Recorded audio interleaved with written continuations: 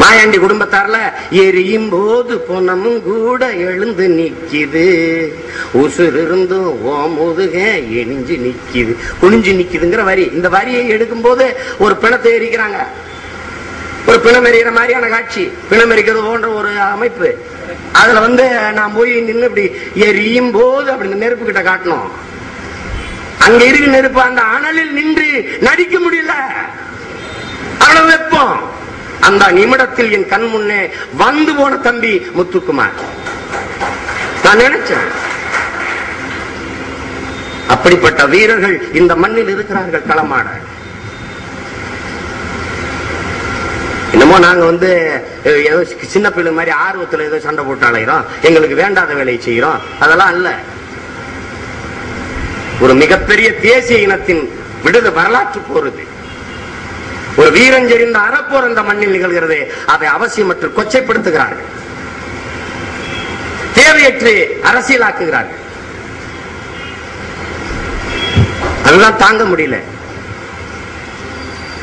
இவ்வளவு பேர் இருக்கிறீங்க உலகத்துல, எல்லாரும் எல்லா நாடுகளும் இந்த போரை நிறுத்தணும்.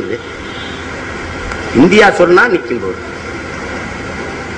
சொல்லலையே, அப்புறம் கோவூரமா வராதா? 6.5 கோடி தமிழ் மக்களை இந்த தேசத்தில் வச்சிருக்கிற ஒரு நாடு, 16 பேர் தீக்குளிச்சு செத்திருக்கிறான், பல லட்சம் பேர் மனித சங்கிலில் நின்றுருக்கான், 12 வீர மாதாக்கள் பசி எனும் பெருநெருப்பை வயிற்றில் கொட்டி பட்டினி கிடந்திருக்கிறாங்க. பல்வேறு வடிவத்தில் அரசியல் தலைவர்கள் இருந்த அரவாணிகள் வரை தெருவிறங்கி போராடி இருக்கிறாங்க. பள்ளி குழந்தைகள் வரை, கல்லூரி மாணவர்கள் வரை, சட்டக்கல்லூரி மாணவர்கள், சட்ட படித்த வழக்கறிஞர்கள் அத்தனை பேரும் தெருவிறங்கி போராடி இருக்கிறார்கள். ஒரு தேசத்தின் மக்களினுடைய பிரச்சனையை என்ன என்று கேட்காத தேசத்தின் மீது எனக்கு அப்படி நேசம் வரும் என்பதுதான் என் கேள்வி. கேட்கணுமா இல்லையா? போய் பாருங்க, என் தம்பி பரமேஸ்வரன் பிரிட்டன்ல பட்டினி கிடக்கிறான் 22வது நாளா. ஒவ்வொரு அமைச்சரும் ஓடி ஓடி பேசுறான் தனிப்பட்ட முறையில். தன் தேசத்தில் ஒருத்தன் பட்டினி கிடந்து செத்து போவது தன் தேசத்திற்கு அவமானம் என்று கருதி உன் பிரச்சனையை நாங்கள் கவனிக்கிறோம். அவன் யார்? தமிழன். அவன் என்ன, அவன் வெள்ளக்காரனா? இல்ல, தமிழனுடைய பிரச்சனைக்கு செவி சாய்க்கிறது அந்த தேசம். ஆனால் பிழை அவன் செஞ்சதுதான். இந்தியா விடுதலைக்கு போராடியது போல இலங்கையும் வெள்ளக்காரனிடம் விடுதலைக்கு போராடியது. சுதந்திரம் யாருக்கு கிடைத்தது? இந்தியை தாய்மொழியாக கொண்ட வடநாட்டுக்காரனுக்கு கிடைத்தது. ஆனால் நீனும் நானும் சேர்ந்துதான் போராடினோம். சுபாஷ் சந்திர போஸ் வாருங்கள் தோழர்களே என்று இந்திய தேசிய ராணுவத்திற்கு அழைத்த போது அதிகமாக அவன் படையில் சேர்ந்தவர்கள் தமிழ் மறவர்கள்.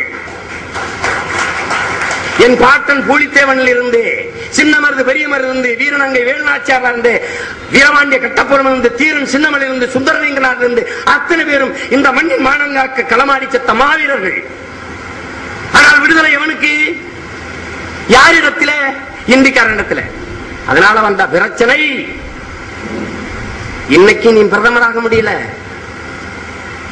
உன் தாய்மொழியை ஆட்சி மொழி ஆக்க முடியல, உனக்கான நதிநீர் இந்த தேசத்தில் உனக்கான உரிமையை எந்த இடத்திலும் பெற முடியல. இதேதான் அங்கே நிகழ்ந்தது. வெள்ளக்கார சுதந்திரத்தை அங்கே அந்த மண்ணில் சிங்களனும் தமிழனும் சேர்ந்துதான் போராடினான்.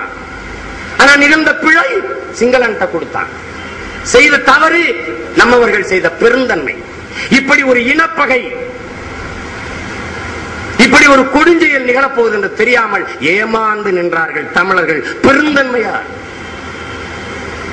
என்ன சிக்கல் வந்தது? சிங்களன்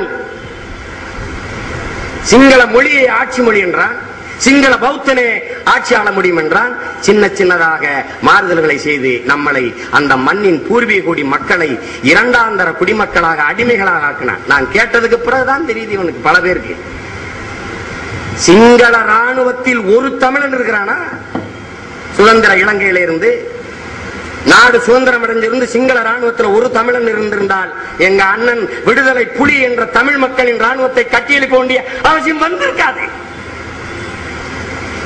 இன்னைக்கு அந்த சிங்கள ராணுவத்தில் 10,000 தமிழன் இருந்திருந்தால் என் தமிழச்சி மானம் போயிருக்குமா? என் தங்கை கற்பழிச்சு கொல்லப்பட்டிருப்பாளா? என் அண்ணன் தம்பி அழித்து ஒழிக்கப்படுவானா?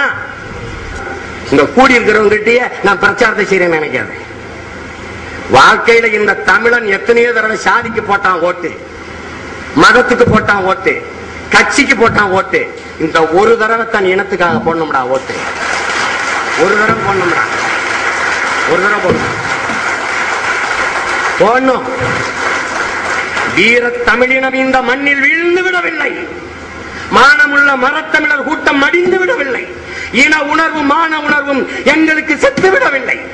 நாங்கள் உயிரோடு இருக்கிறோம், உணர்வோடு இருக்கிறோம் என்பதை இந்த தேசத்திற்கும் உலகத்தாருக்கும் காட்டுவதற்காக களமாடி காங்கிரஸ் கட்சி என்ற ஒரு கட்சி இல்லாது ஒழிக்கும் வரை நான் ஓயப் போவதில்லை. நன்றி, வணக்கம்.